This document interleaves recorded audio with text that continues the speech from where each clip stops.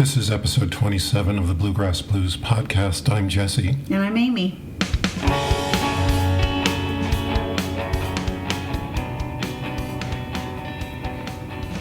It's election day in Louisville. The polls are open.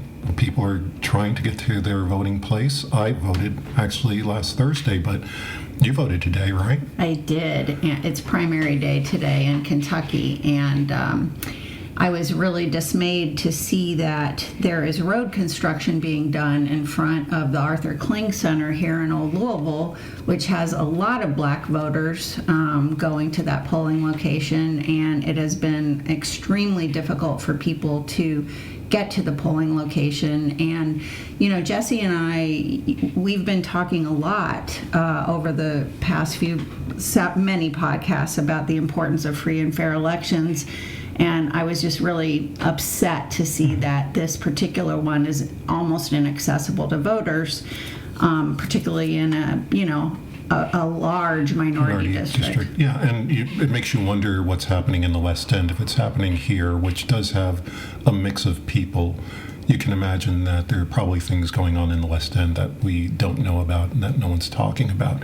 And there is no excuse for this. The city knows there's that it's election day. Like there's no school today. Yeah, they know it's a big day. There's no school. Yeah. They know people are out to vote. Yeah. And they decide on this day that, we have to fix this road in front of this polling place at this time. But we couldn't have done it tomorrow. We couldn't have done it last week. Well, and I had reached out to our Metro Council member, J.P. Lininger, about paving Ormsby, this particular street, because the I-65, the big interstate that goes through, adjacent to our neighborhood, is about to close for a couple of months this summer, and a lot of us are using Ormsby to just get out of the neighborhood. Mm-hmm, yeah. But the stretch with all the potholes, that's not being fixed today. Mm-hmm, there's no polling location there. Right. It's it's the block that the polling location is on that's blocked. Right, and so it makes you wonder, who's really responsible for this? But we'll get to this in a few minutes, but the real election issue in Kentucky today is the Thomas Massie election. And we're going to talk about the Louisville mayoral election. That's a big deal. But nationally, I was listening to NPR this morning on my way to do some volunteer work, and Thomas Massie was like his election. He represents, what district number is it? Congressional district number for Northern Kentucky. I'll look it up. Okay.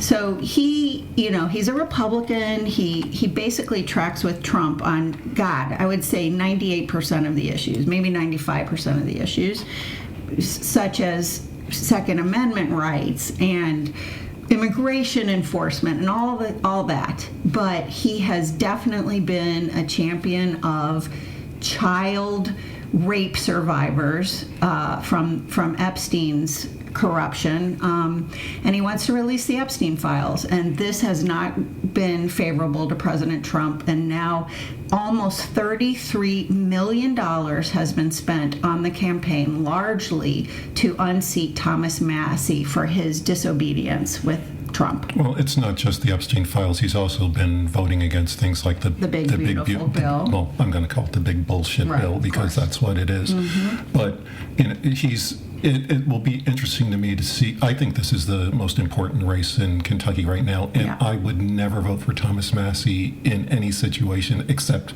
for this one. Right. If I were running, if I were out voting, and if I were allowed to vote as a Republican, which you have to vote within your party during this election, but if I were voting as a Republican, I would be voting for Massie. But Trump's people have, as you said, spent $33 million on the campaign, which is, as you said, the most in history.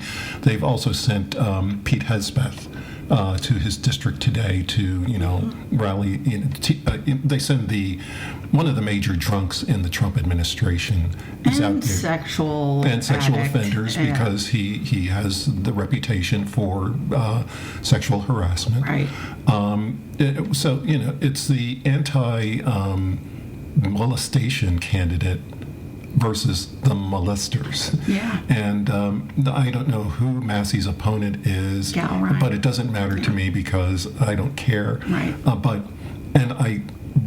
If it was an election between Massey and a Democrat, I would support the Democrat. But for this election, just for what Massey has done, and the fact that there is that voice that is within that party saying we shouldn't be doing this, or we should be responsible in,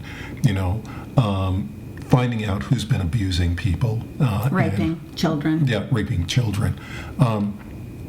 I keep forgetting. I mean, You this have to is say it that supposed way. to be a democracy, and we are supposed to have debate. We are supposed to be challenging the executive branch. We're supposed to have discourse. And this is just another example of Trump wanting to be a strong man, like the people that he loves, Netanyahu, Putin, Orban, whatever, and just squashing dissent in his own party. And we're seeing that it's largely working. Because what was it? The North Carolina Senate candidate, he was voted out. I forget.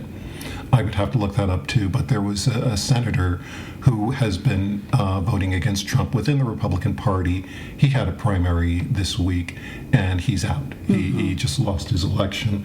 So this is really important, and you can say that these are the Trump people and they're doing all this bad stuff, but I have to also point to the voters in that district. What are the voters doing? Right. If the voters in Thomas Massey's district, who's representing the 4th Congressional District, if they are cool with child rapists and oligarchs and kleptomaniacs, because the Trump administration and the members of the Trump administration have been stealing money right and left. I think what Trump has made a few $1 billion since he got into office. Right. This is Well, and plus, I always was brought up, by listening to Republicans say that they were the fiscal conservatives. They're the fiscal conservatives. Well, Massey and Rand Paul lean more libertarian, and they truly don't want huge government, and they don't want to rack up all this debt, and they're not in favor of the Iran war and spending all this money on the big bullshit bill, and they're being squashed. Right, but let's also say that Thomas Massey would be someone that Democrats would not vote for in a normal environment. Absolutely not. But as a woman and as a woman with a daughter, white men in power standing up for women, I'm in. Yes, I'm a Democrat. I wouldn't vote for him, but. What kudos to him. Are you? To Massey, because again, he has been the voice of the. Which and the Epstein files are not coming up in the news. Right, It's totally buried. Right. Well, that's because there's always a way to divert attention, and it was the big issue for the MAGA Republicans who are going to vote in Massey's district. That's one of the things they wanted, because that was the whole campaign of Trump, that, we're going to release the Epstein files because Joe Biden won't do it. And we're going to... Marjorie Taylor Greene was a big proponent of all that, too. And she's out of gone. Congress. She's out of Congress. And the Democrats have been calling for it, but, no one's listening to the Democrats, and they won't listen to them until the voters decide to do the right thing, or maybe the voters want children to be molested. If that's where we're going, honestly, I think it's going to depend on where are the voters getting their information from, and as we know, the media has been horrible. But if they only watch Fox News and read Fox News, then it's very likely that they will vote for Galbraith because they're in with Trump. Yeah, we'll see. But this is this is the election result that we have to watch out for tonight, because if and also let's point out, this is the primary. There's still a general election, right? But the candidate who wins in the primary goes to the general election, right? And I think technically, if Massey doesn't win, he could run as an independent. that which people have done in the past. So we're going to have to look at that in the future. But the Republican Party pretty much dominates this state. Yeah.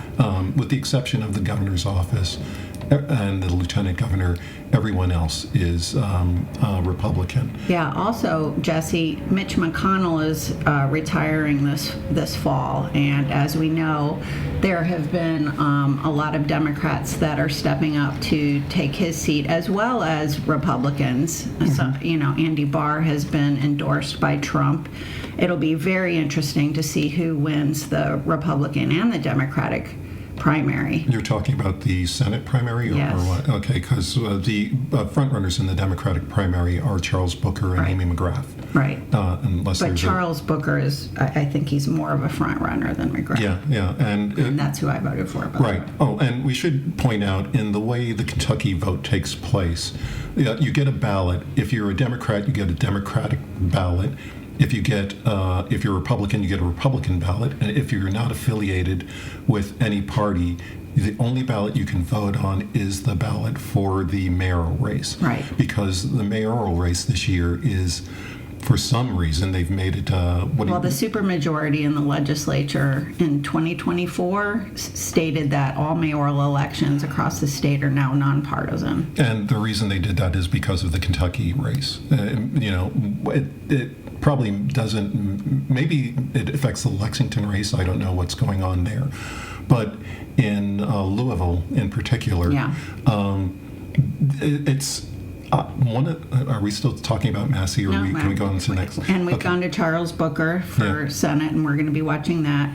But let's go to mayor Yeah, of Louisville. but let's first Oh, talk go about ahead. the structure of the mayoral Yeah. ballot. The mayoral ballot is, as I said, nonpartisan, which, for one, I have no reason why they're doing this, because I want to know what party.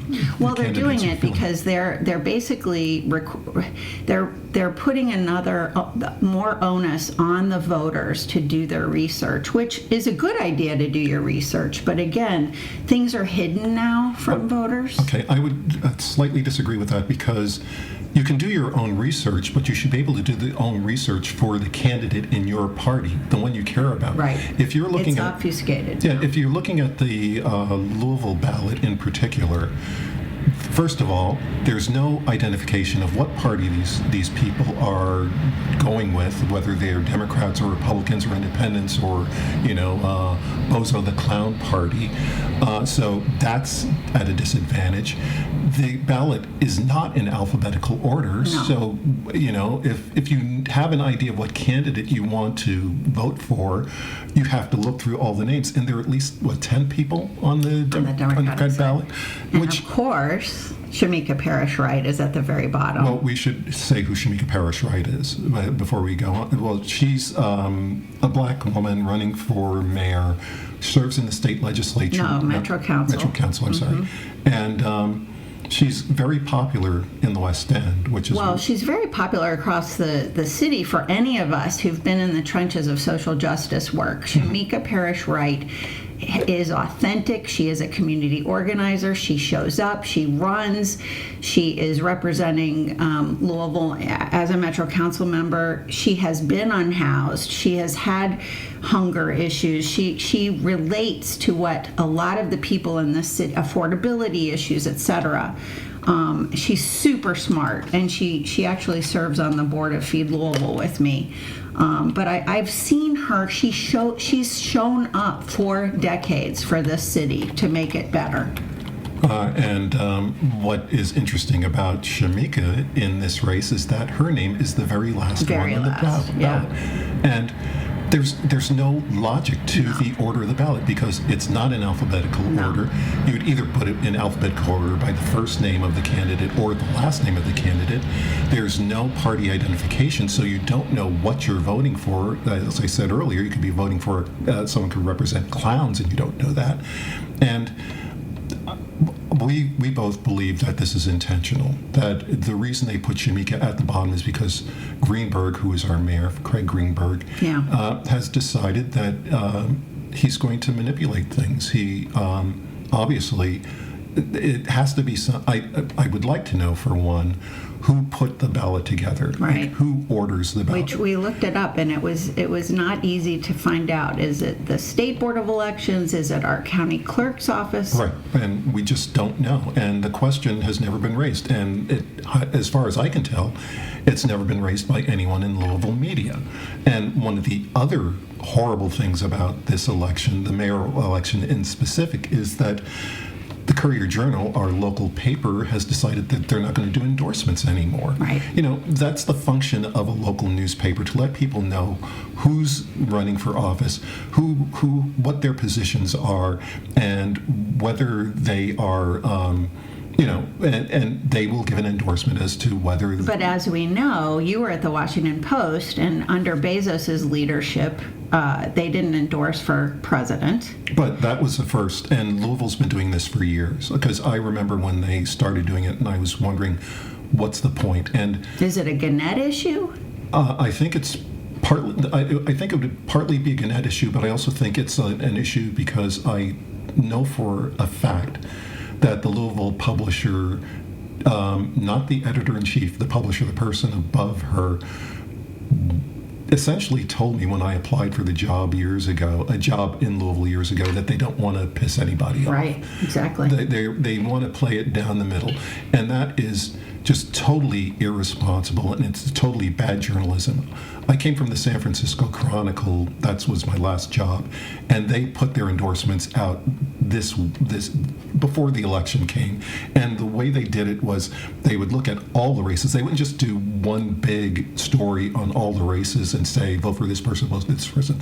They would do a story on each race, and they would say, these are the candidates.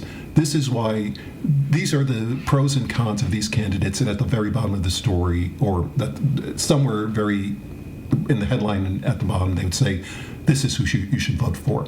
Louisville doesn't do that. That's either laziness, which I don't think is the case, because reporters and especially columnists want to give their opinions out to the people. It's not necessarily an issue within the Gannett organization, because I'm sure that there are papers within the Gannett chain that are giving endorsements. But there's this certain cowardice in the Courier-Journal that they won't do that. And I really haven't seen any endorsements in any Louisville media, if I can, unless you've seen them. No. Obviously, Craig Greenberg is the front runner. He is the moneyed candidate. He is the establishment He is the mayor right now, too. And he's the mayor. He's the incumbent. Right. I personally have been very disappointed in him for a number of issues, but largely just, he promised to create over 10,000 affordable housing units. It hasn't been done. He talked a lot about the segregated city, which we're one of the most segregated cities in the country, and working across lines and getting input from folks in the West End and stuff. And it's same old, same old. It's like status quo from the moneyed people. He has more money than every other candidate by far. Mm-hmm. Oh, I'm going to just point out, too, that this isn't the only day that people could have voted in Louisville. The voting actually started much earlier, like last week, early in the week. They were allowing people to vote if they had to be out of town on Election Day. By Thursday, they were letting people vote early if they wanted to. And to be honest, I voted early. I voted on Thursday morning, and there were only two people there, me and some other person. So for people who are thinking about the next election, because it's too late to talk about it now, but if you have concerns about whether you're going to have access to your vote early. Just get it out of the way. If you're going to have to vote on a Tuesday and then go to work, vote on a Thursday before the election and before you go to work, because number one, there aren't as many people there. Number two, you won't have this, here comes the swear word, this bullshit construction in front of election places where, we have to do it today. We can't do it. Right, and if you did wait to today, you only have between 6 a.m. and 6 p.m. Now, if you're in line a little before 6 p.m., you still get to vote. Right. So So we'll see what the results of this election are, because this is an important election. As you say, Shamika does represent people. Yeah, and that's right. Greenberg represents corporations. Well, and I also want to mention, many of you know that I'm deeply involved with conservation efforts, and I'm concerned about climate change, and fought the pipeline that is going through Bernheim Forest, for example. And I was very dismayed to see that in the Courier-Journal on May 6th, Greenberg again looks to defund Louisville conservation programs. I mean, all I've heard the Greenberg office say is that we have a heat island here, we need to plant more trees, and it'll lead to better health outcomes and stuff like that. But now he's actually proposing conservation budgets for the 2027 fiscal year that will be the lowest in Louisville metro government history.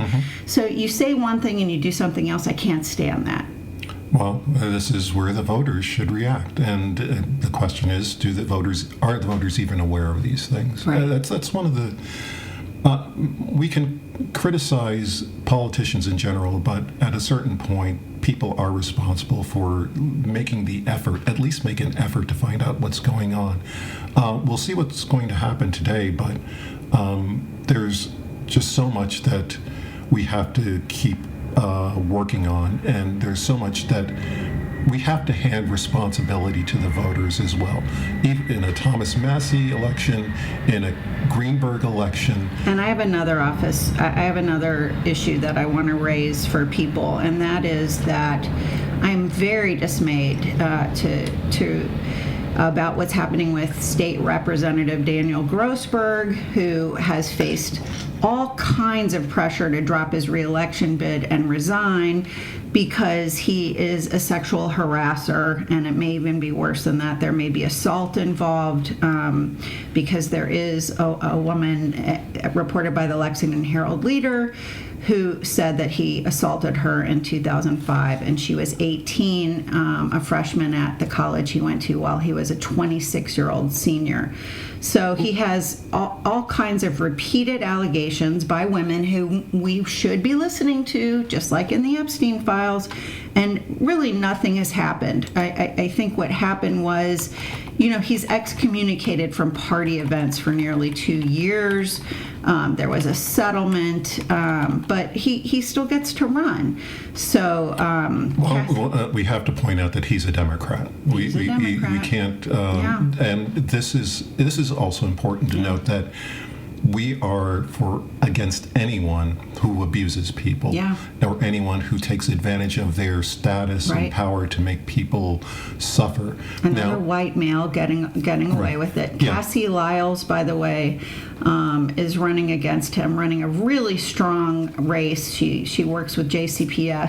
She's been involved in politics for a long time. I know her personally. I really hope she unseats him in the primary. Well, and let's point out that the Democratic Party here is also against him. So it's not that Democrats are supporting this, or unlike Republicans rallying around the candidate. It's almost like it's a parallel to the situation. I'm going to refer again to California, where U.S. Rep. Eric Swalwell resigned from the House in April because he had the same kind of accusation: sexual assault, sexual misconduct. Democrats just ripped him totally. He was running for governor. He actually was a front runner in the California governor's race, and he pulled out because of what he did. So if you go for that, if that's the situation, and if California can act like that, I hope Kentuckians aren't thinking, well, it's Californians, so they don't know anything. We're going to vote our own way. We're going to support this guy. But I just see this as another example of not letting anybody get away with these abuses and crimes. Well, and I whether do want to it's- lift up our U.S. Rep, Morgan McGarvey, who's not your favorite person, but, he called on Grossberg to resign in September 2024, and he called his behavior disgusting and beyond unacceptable, and he said constituents must vote him out. So we're really hoping that Cassie Lyles wins today. Is McGarvey? I don't think there's a Republican running, so if Cassie wins today, then she's in the general, unopposed. In the 30th state representative district. Yeah, District 30. There's more than one candidate, I believe, in Yeah, that category. there is. And is this a situation where the top two go to the next election? No. This would be the Democrat wins, goes all the way. It's the mayoral race where the top two vote getters are sent into the final election in November. So it's election day. We'll see what's happening. The turnout, actually, stories I've read today indicate the turnout's been pretty high. And now I was there at about 11:35, and it was really quiet in my polling location. Okay. Now that's right before lunch hour, but I was kind of hoping to see a more steady stream of people. Right. So we'll see. Also, the polls close, I think, around 7 o'clock. 6 o'clock. So we'll see what happens. And we must point out that if you are in line at 6 o'clock, and if you're in line at 5:59, you get to vote no matter how long the line is.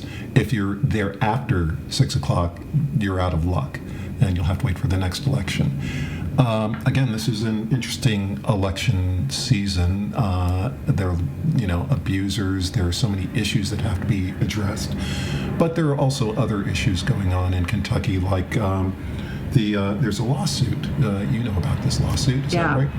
So there's this Human Life Protection Act. That's one of the strictest anti-abortion laws in the country here in Kentucky, Yahoo, and 3 Jewish women basically have been represented to argue that it violates their faith for them not to be able to pursue in vitro fertilization.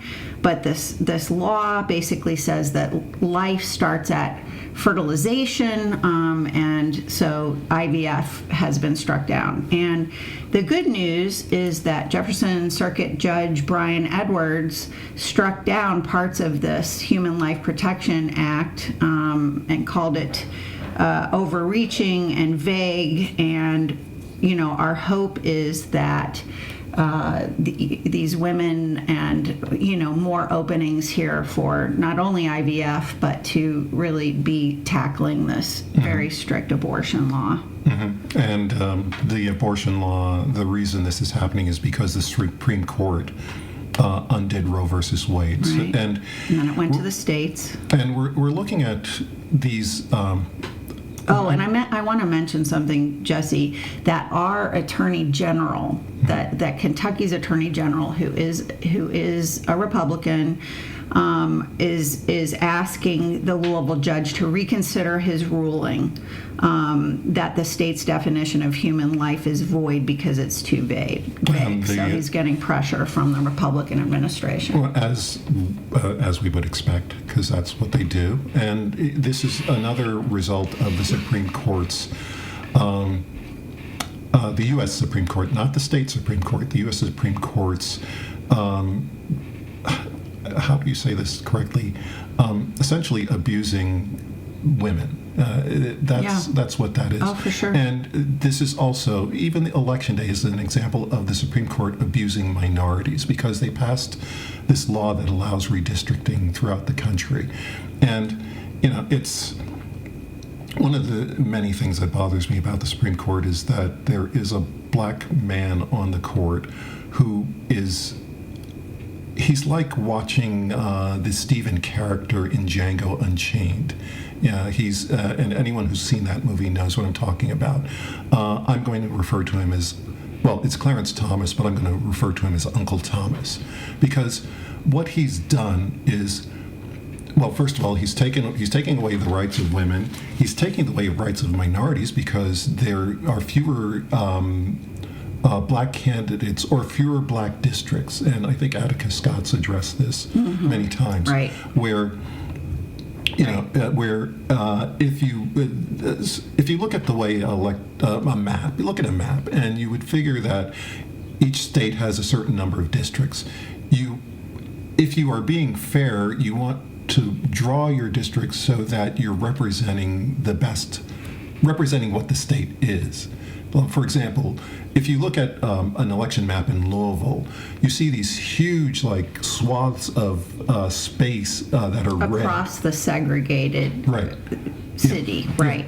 Yeah. But you also see these little chunks of blue in the map, and to people that looking at the map think, oh, it's all red, and there's this little piece of blue, so it must be overwhelmingly a Republican state. But the reason the chunks of blue are small is because those chunks of blue probably contain 5 or 6 of the red chunks in terms of population. Yeah. And what the Supreme Court is essentially allowing states, as particularly in the South, to do is redraw the map so you are diluting the representation for the black community. Louisville, if you look at the Kentucky map, and just in terms of Democratic and Republican, Louisville is blue, Lexington is blue. The surrounding areas will be red. They're going to redraw the map, so they cut the Louisville portion to go into the red area, reducing the number of people that can vote and expanding the number of people who are in the red area. So essentially disenfranchising huge swaths of the population. And if you look at the way the maps are also drawn, the states that are mostly doing this to dilute black representation are the Confederacy. Right. I'm going to say it. That whole line when I was growing was, "The South shall rise again." The South has risen again. Yeah. This is real. And I just want to mention that this is the case is Louisiana versus Calais. It's a redistricting case that began as a Voting Rights Act dispute. And so basically, Attica Scott in her Substack article basically, says, pay attention, Kentucky, because what's happening here is analysis shows for months that gutting Section 2 of this act means Republican-controlled legislatures across 10 southern states could eliminate nearly 200 state legislative seats currently held by Democrats, a vast number representing majority black districts. Her own district that she represented has been cut in half. And that was for West Louisville. And so basically when black legislators lose their seats, our communities lose their policy outcomes. It's that direct, right? Mm-hmm. So the things that we care about, health care, affordable housing, abortion rights, all the things are affected by this racist ruling. And she says that the argument before the nation's highest court is that remedying discrimination is discrimination. Mm-hmm. That's her quote. And right. She's right. And it's also, you look at it on it. People are looking at these things on the local level, and we know that that's true. But this also when you think about it and combine it into the national level, what this means is that the Congressional Black Caucus, for example, right. is shrinking because not because people are voting against the people they support. It's because districts are being redrawn to make sure that those districts don't have representation. And she says nearly half of all black majority legislative districts in the South could disappear. And that's so. This is, and it's happening. So the other part of this, since I'm on another one of my rants, is that it's happening and it's not being stopped. And people like Uncle Thomas are getting their money and being paid off by the billionaires, because it also is about. There's this thing about wealth. It's things are designed so that rich people get richer. So billionaires have more billions of dollars. Poor people get screwed, and you redraw things. For example, we're talking about why is this important? We've got these issues with the building of data centers in the state, where we know, and I constantly see, because I'm on Facebook, and I don't like Facebook, but I'm on it. But there are continually stories about people who are against these data centers because they're environmentally bad. They increase the utility prices for people. They damage the aquifer, so people have less water, and they're talking about building a data center in west of Shively, the black in the West areas End. of Louisville. And Steve Poe's company. this is why, who's Steve Poe? Yeah, He's a big developer that is very reviled, particularly in West Louisville, because he just has a tendency to go into West Louisville for profit. He basically has a public forum, and then the Louisville Metro Planning Commission, which is stacked with developers like him, they do what they want to do anyway for profit. Well, and the reason this happens is, and let's go back to Election Day, is because people can't vote for people who will protect them. Because maps are being redrawn to dilute the voices or dilute the voting power of people affected by these decisions.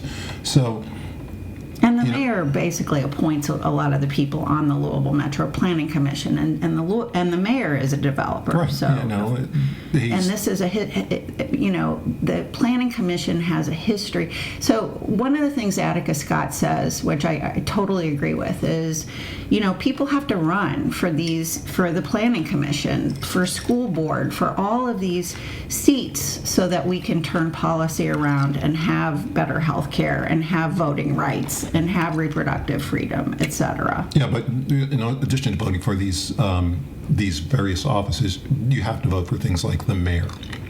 Because as you say, the mayor appoints a lot of these people. Yep. And if you don't have the representation because your district has been redrawn or something, Right. This is not something that's based on reality. It's based on how do we manipulate the votes so the people who we don't like or the people who we want to oppress remain oppressed, while the people who are funding me or whatever Right. get the access to everything that they want to get. Right. So, what next? Do we want to talk about what we've been doing lately? Yeah, I think so. Okay. Because you've been out of the country, I right? have. I took my daughter and we went to Costa Rica for an eco-tourism trip. And Was that the way it was billed, or is that well, what I you're calling it? curated it, yeah. Okay. But that was the intention. And Costa Rica, what's so impressive to me about Costa Rica, first of all, it's in Central America. They don't have a military. They have a very high literacy rate. And in the early 1970s, as a poor country, they looked at their natural resources, the leadership. This is real leadership with intention. And they decided to really start protecting and conserving the environment because of the tremendous biodiversity that they have in this small country. And it really shows. I think that tourism is definitely the leading economic driver for Costa Rica. It's relatively safe. You do see a lot of U.S. expats moving down there. Not because of the environment, because it's a lot cheaper to live there. It is. It was cheaper. I noticed that it wasn't as cheap as I thought it was billed to be. I think prices are going up, but that's supply and demand. That's how the market works. So. And it also could be because a lot of U.S. expats are going there and they have more money. Yeah. And you raise the prices when the consumer can afford That's right. things. Yeah. So we went to two national parks. Well, we went to a cloud forest, which there are very few cloud forests in the world. And what you see there is really unique. We saw 4 different types of monkeys. We saw mammals that are endemic to Costa Rica. We saw snakes. We saw frogs. We saw unbelievable birds. Like just in a tree near where we were staying, we saw a yellow-throated toucan. You know, you think of the Fruit Loops toucan, you know, that I grew up seeing on the cereal Toucan box. Sam. Toucan Sam, there he was, or she was, in the tree where we were staying, and as well as scarlet macaws. We saw so much wildlife and so many beautiful, you know, flora as well. And then we went snorkeling at what's called Caño Island. It's a protected island, and they're doing some research. But what Costa Rica does is to get into these areas like the cloud forest in this national park we went to in the south. They limit the number of people that go there, much like the Galapagos does in Ecuador, which I've also been to, which was also totally amazing because of this intentional leadership to preserve things, the environment and the wildlife. So, and you have to go with a guide as well. And so there are very small groups going in here, so we're not destroying the environment. And we just saw things that you would never see. A lot of it is not endemic to where we live right now. Mm-hmm. So we had a really, really great time. And honestly, I didn't really want to come back. Well, how was your travel? Any issues with like getting the plane or getting on the plane? Easy peasy, lemon squeezy. Good, Everything was good. easy. Because we've talked about this before about how difficult it is with TSA doing whatever they're doing. Yeah. And Well, we're two white women too, so yeah, because let's be real. I've said this before that I have a couple of friends who are not white who are afraid to travel these days. We have a friend that we've known for years, met in Belgium. She's of Indian descent, and she was going to fly to visit us a couple of weeks ago, but was afraid of TSA. She canceled her trip because she was afraid to go to the airport because TSA was acting up in Washington, D.C. And I've got another friend in Denver who's of Asian descent who was born in this country who was going to travel down to Arizona but decided not to because ICE and all those other border people have decided that they're going to just stop everyone of with a minority background. And there was a story this week that is showing that a lot of the detentions being done by ICE and by the U.S. government under the Trump administration, they're illegal detentions. There is no reason for doing it. So travel is not good if you're in the air or something that has to go through the U.S. government. Oh, and I did want to tell you that the woman that ran the inn that we were at near Corcovado National Park in the south part of Costa Rica, she runs this inn. She meets people from all over the world, and we befriended her. And she has a friend who's visited her at the inn who's from Indiana, of all places. And she wanted to come visit him in Indianapolis, and of course she cannot. Mm-hmm. She cannot come. Mm-hmm. She cannot get a visa granted. Right. Brown-skinned Costa Rican woman. This isn't right, and it's not about people like coming into the country to stay. It's about people coming to the country to visit, who are going to spend money, but they can't or they won't because this government has made it so not unappealing, but it's made it dangerous for people to come to the country. I met two young people from Nicaragua. They were managing the inn that we stayed at when we were in the cloud forest, and they're from Nicaragua. They love their country. Obviously, there are structural issues that make it difficult to live there, but they were critical of the United States and the history of what we've done to Nicaragua and other countries in Central America. And it's so refreshing when you travel, Jesse. You know this. You meet people from other places with fresh perspectives, And it's very humbling too. To you grow up in this American exceptionalism and all that kind of stuff, and you meet people from Nicaragua who love their country, who have family in the country, are not at all interested in visiting the United States for a variety of reasons. Well, I had another thought, and I was going to go on another track, but let's stay on this track for a second. I was looking at a story this week about the World Cup.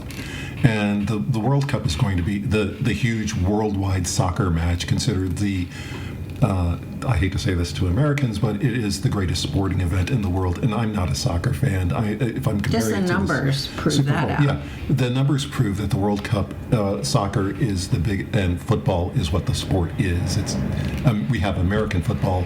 Football is life, by the way. Football is life, as they said in. And Ted Lasso, and Danny, by the way, the guy that plays Danny, he's now joined a professional football league.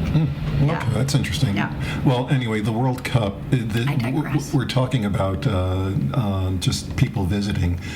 The World Cup, as I said, is the biggest sporting event in America. It's in the Americas world. this year. It's in the world, but it's actually taking place in the United States and Canada this year, and they're not able to sell tickets because people are afraid to come to the United States. I've been to a World Cup. I went to the World Cup the Women's World Cup in France. Yeah, I was in Denmark during a World Cup. Yeah, so- it's insane. Yeah, there's it's like it's the Olympics, but on a bigger scale, because it's just people are going nuts. Yeah. It's football fans from everywhere. And when I was in Europe, I lived in Europe for a number of years, and when I was in Europe, the World Cup was so important that they would ban fans from other countries because they knew these fans were going to create riots. Right. Like, I remember when it was in Germany and they wouldn't let the Brits in because the Brits have this notorious reputation for going to other countries and trashing them. Trashing them. Yeah. That's what they did. Yeah. So, but I was in Paris during one, and I do remember it was on, and you could just walk the streets of Paris. No one was in the streets. Everyone was there watching the World Cup. Right, but it's going to be in America. This was a chance for our country to present its best face to the rest of the world, and what we've presented is the image of a fascist rulership that is going to oppress, going to put you in jail if you show up. Right. And to be honest, they're not just doing this to brown people; they're doing this to people, not to white people who are coming from other countries. Right. So the United States is in a bad situation now in terms of its perception in the rest of the world. But anyway, let's be honest, the people who are running the World Cup are just as corrupt as our administration, because the World Cup leaders, FIFA is the governing body for the World Cup, or governing body for international soccer. They gave Trump a peace prize, the FIFA Peace Prize, just to appease this little tin pot dictator. So the World Cup is being screwed over. People aren't buying tickets, and the tickets, honestly, are really expensive. Of course they They're are. like $1,000 for a ticket. They're about the same as a Super Bowl ticket, which is a ridiculous amount of money.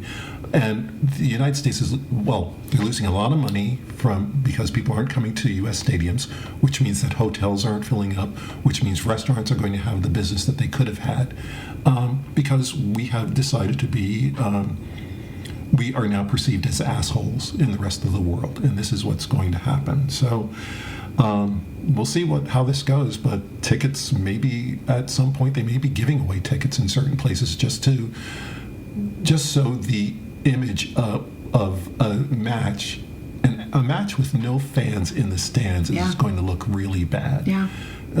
So we'll see how this goes. But anyway, you done your travel. Yeah. I also traveled this Yes, you past did. weekend. You had a big weekend. Yeah, I went to my 50th reunion, college reunion, and it was up at Ohio Wesleyan. That's in central Ohio, just north of Columbus, in a town called Delaware. I drove by myself from Louisville to Ohio. It's a 3.5 hour drive according to the Google Maps, but I tend to like have a lead foot, so I can do it in 3. And Isn't that dangerous as a black man going through rural Ohio? not really, because I was going really fast and people were passing me. Yeah. So as long as someone's going faster, man, yeah, that's you my can do rule. whatever you want. Yeah. So I drove up to Ohio for my 50th reunion.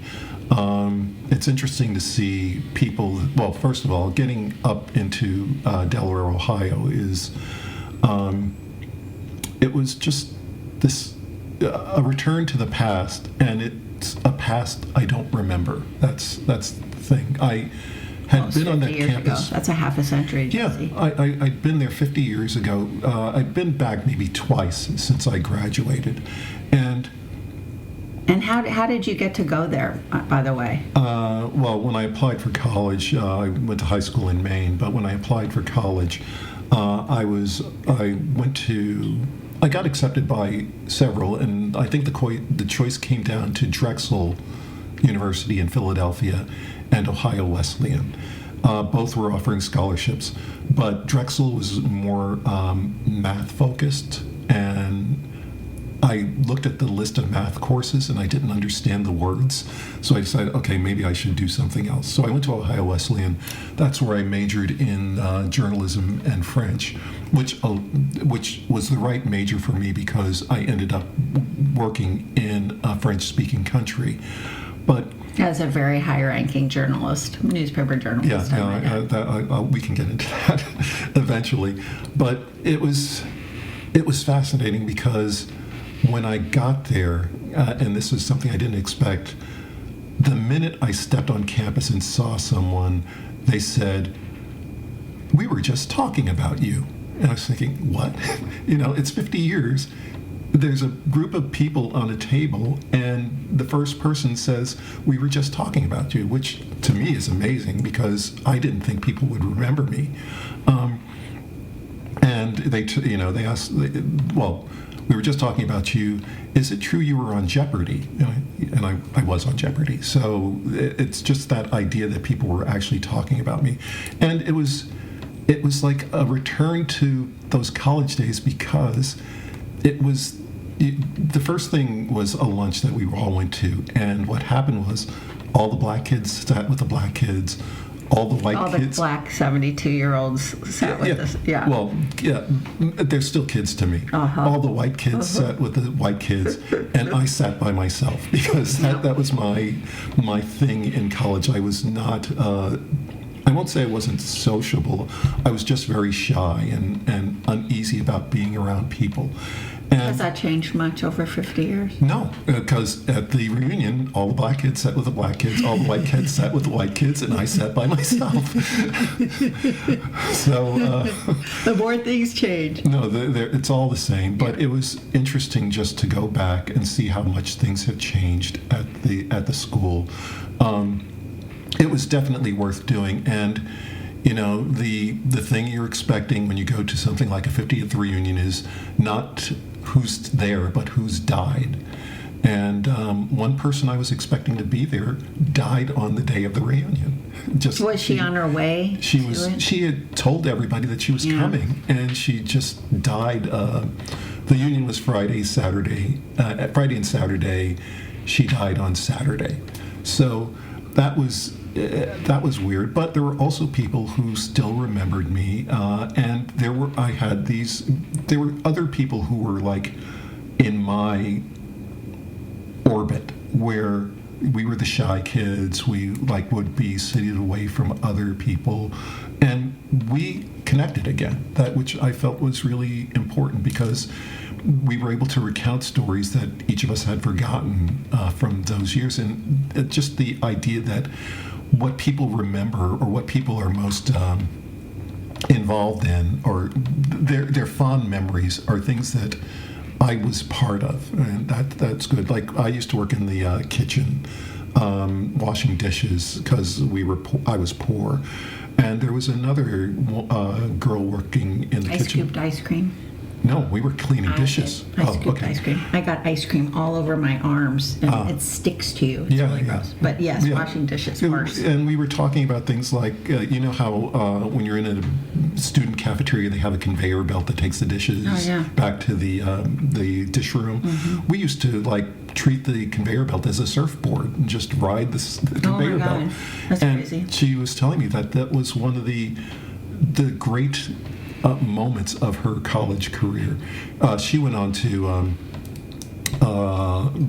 she was involved in museum management in Arkansas, and I have a bunch of pins from my school. I have photos of me with the mascot. The Ohio Wesleyan mascot is the battling bishop, because it's a Wesleyan university and he's a bishop, which is totally, how can you be another sporting team from another university and take a battling bishop seriously?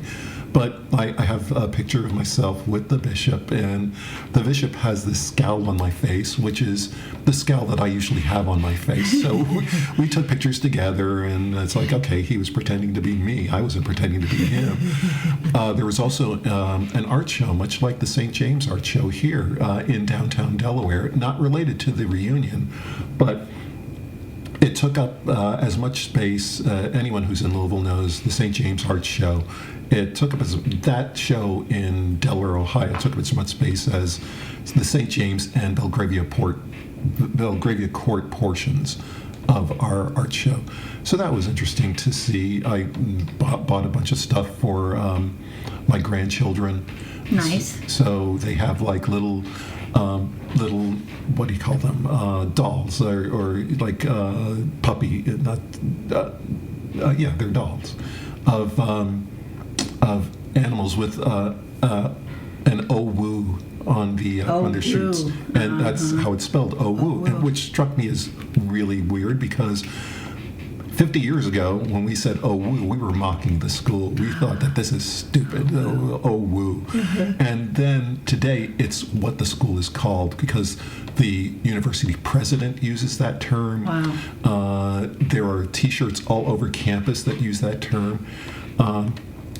So it was good seeing people from the past, and we recounted a lot of, not only recounting stories from the past, but talking about certain things that we're doing, talking about our careers, where we've been. And it's, a lot of people have died. A lot of people have had some really serious drug issues. Some people committed suicide.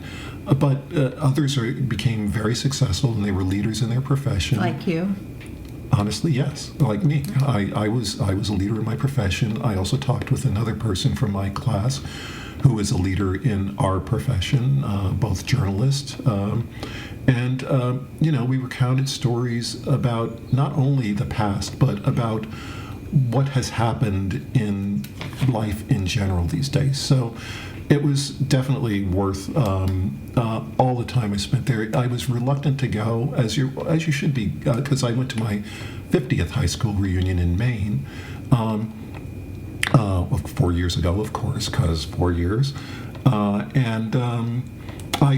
glad I did it. I'm glad I got to see where people were. One of the people, I shouldn't say this, but someone I had a crush on now has 7 children and 10 grandchildren, and I couldn't handle 7 children and 10 grandchildren. It's a good thing you parted ways. Oh yeah, but it was good seeing her again. And it sounds like you've been impressed with both schools too. Currently, you like what you saw at OWU. Yes, yeah. I think it's a good school. I would recommend it. It's a liberal arts college, which liberal arts colleges are under attack in America today. If you read the stories, they're cutting humanities programs and these other things that all the DEI, all the equity, right, all the African American studies, indigenous studies, women's studies. Yeah. So, but I will donate to my school. It's like I should donate because I did get scholarships to go there and grants, and it's important to carry it on for the next generation, and it's just amazing that it's 50 years. But one other thing I want to say about this is the drive from here to Ohio and back, I have really big problems with the transportation system here, the road system, because there are a couple of things that bother me about driving. I haven't done a long, it's like a 300-mile drive in, wow, it's been almost a decade. I don't think I've done it since I lived in, the longest drive I think I last did was when I was in Europe, and I would drive from Belgium to Germany. That was pretty substantial. Not as long as OWU, but when I was growing up, after I got out of college, I would drive like from Florida to New York, or I drove from Pennsylvania to Kentucky, but maybe the past 20 years. Well, you've also used a lot of public transportation because you've lived in cities with really good public transportation. Unlike Louisville, it has sucked public transportation. But you don't drive here; you walk everywhere. Yeah. But the thing about driving on a cross-country trip is, I'm used to driving in Germany now, and in Germany they have the Autobahn, as everyone knows, and there is no speed limit at all. So 100 miles an hour is not atypical of German driving, and occasionally I would not be paying attention to the speedometer, and I look down and it's like, oh, that's 95. I think I better slow down. Yeah. But there are many other things, but in my opinion, the interstate should have a minimum speed limit, because if people are doing like 70 is probably the peak speed in Ohio to Kentucky. I've been in places where the top speed is 80 or 90 in America. In Europe, as I said, it's unlimited. You just go. But there's no minimum speed limit, which is very dangerous, because you have people like going 45 on a 70. Well, another difference, though, Jesse, is the infrastructure improvements and the investments in infrastructure in those countries in Europe. I'll contrast that with my driving experience in Costa Rica. There were a lot of potholes. There were a lot of scooters going in and out. And the speed limits were lower, and it was a good thing, because some of these potholes would have just swallowed up our whole car. Yeah, I know. But in a country like America, you should be able to drive. I'm going to say that takes tax dollars. Yeah, it takes tax dollars. It's the stuff that. Let's get back to the elections. It's the stuff you vote politicians in office for. And I'd like to see really good trains and really good buses. Right. You go into service. Any other country, the train system is. You don't want to drive in those countries because you don't have to. You don't have to. Right. I would constantly take trains from Belgium to England, or from Belgium to France, and it'd take no time at all, because it would reach its top speed of 200 miles an hour, which is outrageous. And Amtrak doesn't even come close to that. But the other side of this is that Amtrak is not a really expansive system, because we should have an Amtrak train running through Louisville. Right. You can hear in the background, I'm sure, if you're listening, a train whistle. Yeah. That's not Amtrak. No, it is not. That's a freight train, but that shows that there's a rail here. You can use it. Why don't we have these kind of services in this country? And the other thing I would say is, Kentucky is a really beautiful state. It is amazing. If you've driven in Ohio, where it's nothing but flat and just, what's the word? Nondescript, boring, and then you cross the border in Kentucky, and it's just these rolling hills with lots of green. It's just an amazingly beautiful state. And I've learned recently that the glaciers during the last ice age, they basically pushed a lot of flora and let the fauna down from Canada and things like that, and it stops above us. So you had these geologic formations, and I'm going out and camping everywhere and looking at all of it. And I'm about to go to the Garden of the Gods this week, which is southern Illinois, and then you have it at Turkey Run State Park in Indiana, and then I went to Hocking Hills, Ohio, which is the foothills of the Appalachian Mountains. All of those cool rock formations and hills and everything are because those glaciers came down and they pushed the stuff, but it's really flat in Illinois, central Ohio, and central Indiana because of these glaciers. So, but Kentucky didn't make it down this far. Which is good. The other cool thing about Kentucky that you may not know is that we have the second most shoreline of waterways to Alaska in all 50 states, Kentucky. Would you believe that? No. And it's because of our hilly topography, all these little hills and stuff. So we have more creeks and more streams and more rivers in this small state than any other state but Alaska. Wow. It's a fun fact, right? And Alaska is the biggest state in the country by far. Right. So,